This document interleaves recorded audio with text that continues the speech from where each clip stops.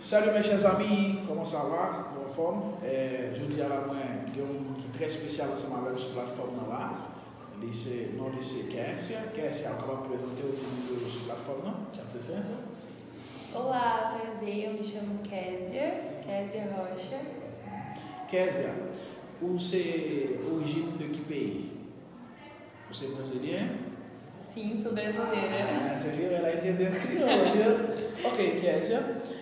Quantos idiomas você fala? Combien langue parle?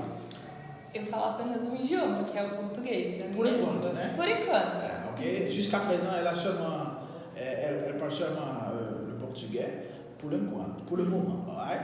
C'est-à-dire, dans la plateforme, ça, la possibilité pour y apprendre l'autre langue. Et você pode me dizer que idioma você vai ensinar para a gente, para o povo haitiano, o povo que fala crioulo, francês? Bom, eu vou ensinar o português. Então, eu vou estar aqui ensinando vocês a falar a minha língua, que é o português. Ok?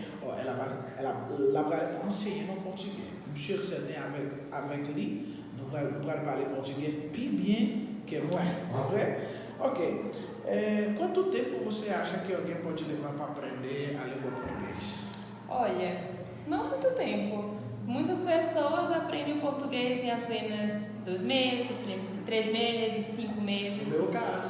Acho que depende de cada pessoa. Eu aprendi em 2 meses. Ok? Nous commençons à le dire. Ok? On met une traduction pour nous. Eh bien, il dit que nous sommes capables d'apprendre, dépendre de monde, nous sommes capables d'apprendre dans 2 mois. Parce que même les mêmes Brésil m'apprennent dans 2 mois. Kessia, est-ce qu'on parle plus que tu as dit, você que tem mais alguma coisa a falar para os seus novos futuros alunos?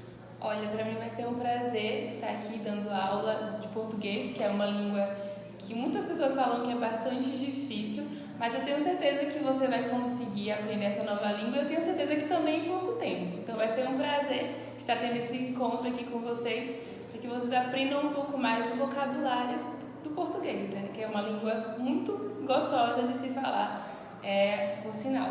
Ok. Então, gente, já que vocês sabem, como vous connaissez déjà, nous sur plateforme chrétien polyglotte, eh bien, faites plan pour que vous capable participer dans le projet ça, parce que le projet est un projet que nous avons pour venir fort venir polyglotte.